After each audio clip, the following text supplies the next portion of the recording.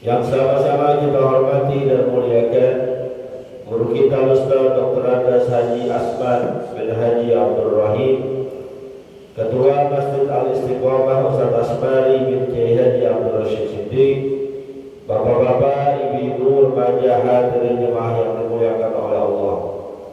Alhamdulillah, sama-sama telah kita laksanakan kewajiban kita sholat subuh secara berjamaah. Dilanjutkan dengan hadir di majlis ilmu. Mudah-mudahan rangkaian ibadah ini diterima dan dibacakan pahala oleh Allah Subhanahu wa taala. Amin ya rabbal alamin. Melanjutkan bacaan kitab An-Nasaihud Diniyah wal Wasaya Al-Imaniyah karangan Al-Habib Abdullah Al-Haddad. Bismillahirrahmanirrahim. Qala al-mu'allif rahimahullahu ta'ala anhu wa qala Rasulullah sallallahu alaihi wasallam ar-rahimuna yarhamuhumur rahman wa man la yarham la yurham wa qala aidan inna abdala ummati la yadkhuluna al-jannata bi kathrati salatin wa la siyamin bal bi salamati suduri wa sakhawatin nufusi war rahmati bi kulli muslimin. Wallahu a'lam. Lanjutan pembahasan kitab pengarang kitab ini Al-Habib Abdullah Al-Haddad mengutip sebuah hadis, ar-rahimuna yarhamuhumur rahman. Orang yang senantiasa menebarkan kasih sayang antara satu dengan yang lainnya, yarhamuhumur rahman, pasti akan diberikan rahmat, akan disayangi oleh Allah Subhanahu wa taala. Dalam pelajaran ilmu hadis, hadis ini yang baru saya sampaikan dikenal dengan istilah al-hadis musalsal bil awwaliyah. Kalau kita belajar hadis dengan ulama-ulama hadis yang bersanad, biasanya hadis pertama yang disampaikan oleh beliau-beliau ini hadis ini, ar-rahimuna hadis kepada Kiai Haji Abdul Hamid Abdul Halim Ad-Dani Al-Maghfur lahu, ataupun Kiai Haji Syarifuddin Abdul Ghani Al-Maghfur lahu, menyambung sanadnya kepada Syekh Muhammad Yasin Ibn Muhammad Isa Al-Badani. Beliau menyampaikan hadis ini dan berkata, wa huwa awwalu hadisin sami'tuhu minhu. Ini adalah hadis pertama yang saya dapat dari guru-guru saya, termasuk guru yang Kiai Salman Yahya, Dr. Abdul Muhyin Abdul Fattah, Kiai Haji Muhammad Safwan Ibn Kiai Haji Abdul Hamid Ad-Dari. Ketika beliau menyampaikan suatu hadis, maka hadis yang pertama disampaikan adalah hadis ini, Al-Musalsal bil Awaliyah, yang lengkapnya Ar-Rahimuna yarhamuhumur Rahman tabaraka wa ta'ala, irhamu man fil ardi yarhamkum man fis sama. Orang-orang yang saling kasih sayang terhadap orang lain akan dikasihi, diberikan rahmat oleh Allah Subhanahu wa ta'ala. Irhamu man fil ardi. Oleh karena itu, tebarlah kasih sayang kepada siapapun yang ada di bumi ini. Yarhamkum man fis sama. Maka yang ada di langit, yaitu para malaikat Allah, akan memberikan kasih sayang kepada kalian. Hal ini menjelaskan bahwa kita sebagai orang beriman, sebagai orang Islam, jadi orang itu jangan kaku, jadi orang itu jangan belagu, jangan sombong, jangan pelit. Harus menebarkan kasih sayang kepada siapapun, kepada sesama manusia ataupun kepada hewan-hewan, makhluk-makhluk Allah lainnya. Kepada sesama manusia kita harus peduli. Kalau ada kesusahan kita bantu, ada yang kesulitan kita tolongin. Punya lebih duit bagi-bagi, punya rezeki banyakkan kasih orang lain. Jangan dimakan sendiri, karena gak bakal habis juga kita makan sendiri. Kasih orang lain. Di dalam harta yang kita punya itu ada hak orang lain. Lis-sa'ili wal mahrum. Wa fi amwalihim haqqun ma'lum lis-sa'ili wal mahrum. Di harta-harta orang yang beriman itu ada hak-hak orang lain, baik orang itu yang meminta-minta ataupun yang tidak meminta-minta. Maka jadi orang harus peduli dengan orang lain. Bahkan saking harus pedulinya kita terhadap orang lain, terutama lingkungan sekitar kita, baginda Nabi kita Muhammad SAW pernah bersabda, nggak beriman seorang kalian, imannya nggak sempurna, yang apabila dia tidur dalam keadaan kenyang, tetangganya nggak bisa tidur gara-gara kelaparan. Ini mengajarkan kepada kita bahwa harus punya empati, rasa kemanusiaan kepada orang lain. Jangan kalau kenyang sendiri, enak sendiri. Begitu dahsyat Islam ngajarin kita. Agama Islam ini begitu sempurna, yang mengatur bukan hanya urusan kita kepada Allah Subhanahu wa ta'ala, tapi mengatur juga hubungan kita antar sesama manusia. Maka lihat ayat yang memerintahkan tentang sholat itu sering direndengkan dalam perintah zakat. Wa iqamis sholat wa ita'iz zakat. Dirikanlah sholat, tunaikanlah zakat. Sholat hubungan vertikal kita kepada Allah Subhanahu wa ta'ala, tapi di saat yang bersamaan diperintahkan juga untuk bayar zakat. Hubungan kepada Allah harus benar, hubungan kepada sesama manusia harus benar juga. Gak bisa kita rajin sholat, rajin puasa, sering umroh, pergi haji udah, tapi hidupnya baik, gak bisa juga. Gak peduli dengan sesama juga, gak bisa juga. Maka hadis Nabi kita Muhammad SAW yang lain mengatakan, man la yahtamma bi umuril muslimina falaysa minhum. Orang yang tidak peduli terhadap urusan-urusan orang muslim lainnya, nggak mikirin urusan-urusan kaum muslimin lainnya, nggak merasa terketuk hatinya ketika ada saudara muslim lainnya kesusahan, falaysa minhum, maka dia bukan termasuk golongan orang yang beriman.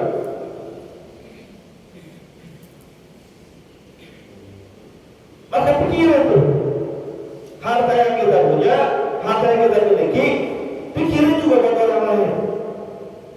Sekalipun mungkin kita bukan yang berlebihan, pas-pasan oleh katanya. Tapi tetap ketika rezeki kita pas-pasan, pikirin juga orang lain. Karena kalau kita pas-pasan, pasti di bawah kita ada kekurangan. Kalaupun kita kekurangan, di bawah kita ada lebih kekurangan lain. Dan hebatnya kata baginda Rasulullah SAW, sedekah yang paling bagus, sedekah yang paling bagus adalah ketika kita bersedekah, saat itu kita pengen jadi orang kaya. Ketika kita sedekah, emang lagi ngumpul-ngumpul duit. Ketika lagi sedekah, emang kita lagi butuh-butuhnya uang. Itu sedekah yang paling bagus. Di saat kita lagi emang butuh uang, sedekah. Memang ukurannya iman. Ukurannya kalau sedekah itu bukan ukurannya uang, iman. Kalau imannya cakep, dia gak lihat lagi untuk kebutuhannya. Tapi kalau imannya kurang cakep, sekalipun duitnya banyak, dia akan merasa terus kekurangan, gak mau berbalik. Itu Islam. Ngajarin kita untuk peduli terhadap orang lain. Dan juga ngajarin kita peduli terhadap makhluk Allah lainnya. Bukan hanya manusia, kepada hewan, kepada tumbuhan, kita perlu peduli. Sama hewan, sekalipun kita boleh membunuhnya, tapi jangan kita. Ada beberapa hewan yang boleh dibunuh, karena memang merusak. Di antaranya tikus, boleh Pak membunuh tikus, tapi caranya jangan siksa. Kalau membunuh, habis ketangkap, getok, udah, balanya getok sekali mati. Simpan, buang, ada kumpulin. Jangan disiksa. Ada yang disudut-sudut pakai rokok, saking gemesnya. Ada yang dijemur di atas gentengnya. Gak boleh tuh Pak, nyiksa itu. Atau dibakar, juga gak boleh. Bahkan Rasulullah SAW melarang kita membakar semut-semut yang ada di pohon. Dan walaupun tuh semut mungkin ganggu kita kalau mau naik ke atas pohon mengambil buahnya, ada semut kita sering digigit. Maka kita diobor itu, dibakar, gak boleh. Karena yang punya hak untuk membakar adalah Allah Subhanahu wa Ta'ala.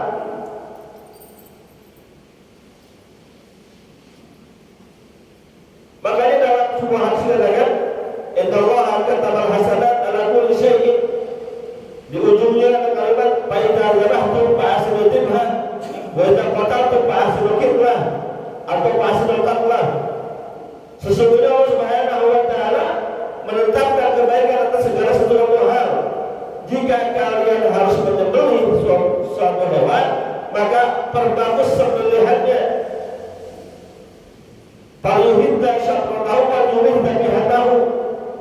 Pisaunya tajamin, sembelihnya cepetin. Itu yang harus kita matiin aja.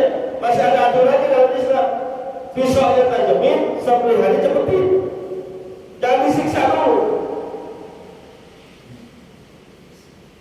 Ya termasuk buat saya ataupun Ustaz Asmat atau Ustaz lainnya yang mau nyembelih, cari senjatanya, goloknya yang tajam sedikit. Kalau perlu yang mahal, kristoret kayak ini yang terkurangnya 2,5 juta, yang sudahnya 4,5 juta, yang bagusan sedikit 9 juta. Beli. Karena memang itu adalah bagian dari kesunahan. Atau mohon maaf, yang suka miara hewan, miara ikan, miara burung, nggak ada larangan pada prinsipnya. Tapi tunaikan hak-hak mereka. Miara burung, misalnya burung apa? Murai, lambat. Yang suka dipiara apa lagi? Surai, jalan surai apa ya? Kacer. Itu ukur jalan kali ya. Yang biasa miara tuh tunaikan haknya. Mereka punya hak untuk makan, iya. punya hak untuk ya kita udah kasih, tapi hak yang lain, hak kawinnya kasih juga. Cariin temennya, pasangannya, kita kalau nggak kawin buyut. Boleh silahkan, karena kalau kita biara, kalau kita kasih makan, kulkan menyumbang batin sodako. Setiap tumpayan basah yang kita kasih makan tuh bernilai sedekah. Kita biara dulu, terus kita kasih makan tuh lapisan atau makanan lainnya yang dengan sebab kita tuh bisa makan bernilai sedekah. Tapi hak buruk bukan cuma itu doang, ada hak kawinnya.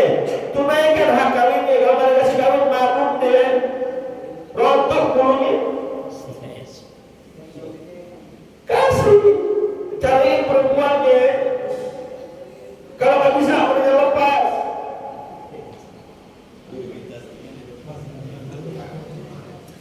Bisa boleh jadi nanti kita dituntut oleh burung yang kita pelihara di hadapan Allah Subhanahu wa Ta'ala. Ya Allah, saya memang dikasih makan, saya memang dikasih minum, dipelihara dengan baik, tapi giliran saya pengen kawin, kagak dicariin perempuannya. Ya Allah, buyut kepala saya. Kasih kawin.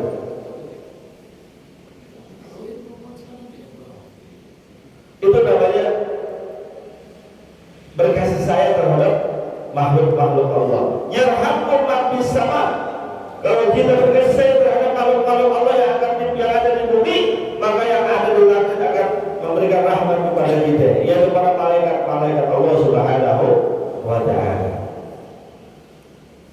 Wa man la yarham la yurham. Orang yang tidak menebarkan kasih sayang, cuek sama orang lain, la yurham, enggak bakal dikasih rahmat oleh Allah Subhanahu wa Ta'ala. Enggak bakal. Kalau kita cuek sama orang lain, Allah bakal cuek sama kita. Kalau kita peduli sama orang lain, Allah bakal gampangin urusan kita. Man farraja muslimin kurbatan min kurabil dunya, farrajallahu lahu kurbatan min kurabil yaumil akhirah. Ini pegangan kita. Siapa yang melapangkan urusan kesusahan, kesulitan saudaranya di dunia, maka Allah akan gampangkan, Allah akan lapangkan kesulitan dan kesusahannya di akhirat. Ada datang kepada kita saudara kita, kerabat kita, datang dari jauh-jauh minta tolong sama kita. Bang, ini saya lagi kesulitan banget ini, objekan gak tembus-tembus, kerjaan juga gak jelas, anak-anak mau ujian sekolah, pegangan duit udah habis, gak apa-apa dah, lebaran gak beli baju baru, yang penting buat makan aja bang, tolongin. Dilempar ke kita, datang mau lebaran ke rumah kita, minjem duit, dan kita tahu kerjaannya gak jelas, kira-kira pinjamnya apa jangan? Pak, ada saudara kita nih, kira-kira 2 minggu lagi mau lebaran, dari jauh datang ke tempat kita, dia pinjam duit bukan buat lebaran, pinjam duit juga bukan buat apa-apa, cuma buat makan. Gak banyak sih, 500.000, pinjamin apa jangan? Yang mana yang bilang kasih? Terus datang ke rumahnya. Tuh, cakep. Kalau kita gak bisa kasih semuanya, kasih sebagian. Ya mohon maaf dah, kalau 500.000 saya belum bisa, anak-anak juga ada kebutuhan. Ini lebih pulang itu kurang 100.000.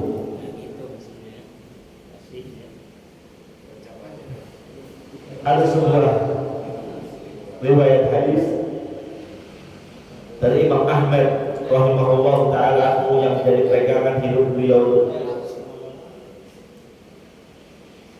Dikatakan, siapa yang memutuskan harapan orang lain kepada dirinya, Allah akan putuskan harapannya di hari kiamat. Pegangan Imam Ahmad rahimahullah ta'ala, yang dengan sebab itu beliau sangat luar biasa untuk urusan sesama manusia. Siapa orang yang memutuskan harapan orang lain kepadanya, datang dari jauh-jauh, dari Depok, dari Citayam, dari Bogor, pinjaman barang dikit aja, lalu kita tolak mentah-mentah, ya udah pinjam duit lagi, model kayak apa bisa ganti, kerjaan kagak, ngojek jarang, gue juga lagi perlu, maka Allah akan putuskan harbatnya nanti di akhirat. Metode cakep tuh, nggak bisa kasih 500, kasih 100, biar dia pulang dari rumah kita nggak kosong-kosong banget. Doain dah, ya saya nggak bisa banyak kasih ya, saya doain dah. Semoga nanti ada orang yang bisa bantu, tunjukin. Wah saya nggak bisa nih, coba datang ke Ustaz Asmari dah.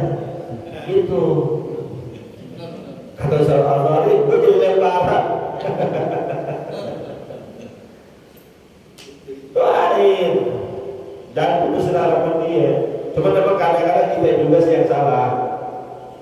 Salahnya gimana? Kita kalau pinjam uang sama orang, balikinnya yang lama. Mau minjem manis banget. Bang pinjam duit dulu sampai bang.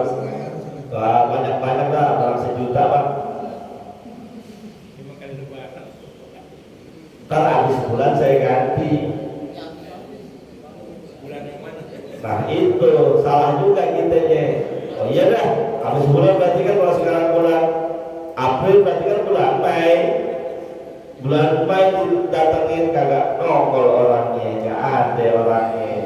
Sekalinya ketemu, besok ada bulan baru besok kan? Beneran besok. Besok ada lagi. Sampai kadang-kadang kita yang punya uang malu baginya. Makanya jangan kayak gitu ngapain. Kalau minjem ya bilangin, emang bilangin minjem. Makmul ghani zulmun, itu yang saya sebuah hadis. Makmul ghani zulmun. Kita punya hutang kepada orang lain, terus duitnya udah ada, kita tunda-tunda, zalim itu hukumnya. Zalim hukumnya.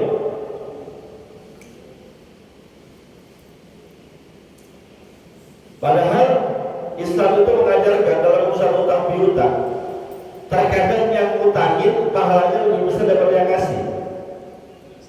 Orang datang kepada kita hutang, terus kita kasih, itu pahalanya 18 kali lipat. Kalau cuma tiba-tiba kita kasih doang nggak utang, itu cuma 10 kali lipat. Kenapa? Karena dengan berhutang itu memotivasinya untuk kerja, untuk usaha, supaya bisa ganti uangnya.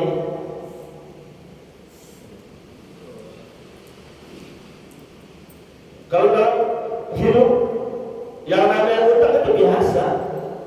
Karena kalau kita baca sejarahnya, sahabat Nabi dengan sahabat yang lain saling berhutang.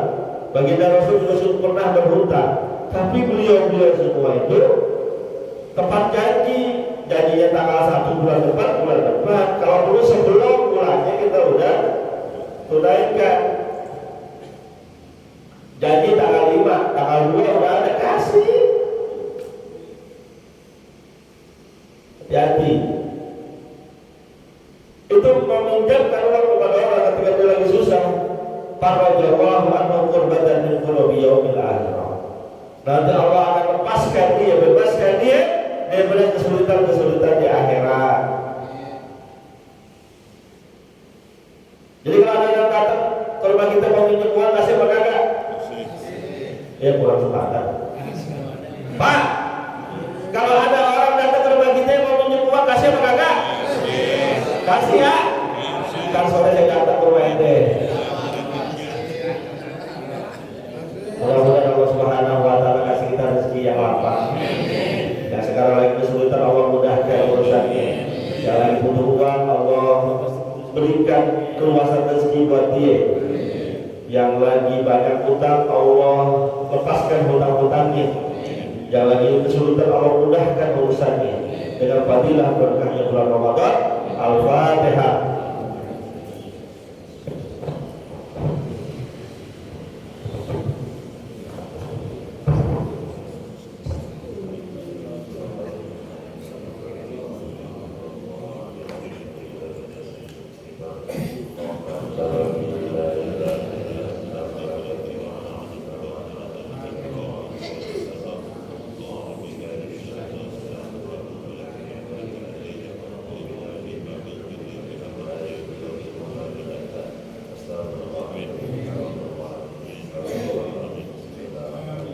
poin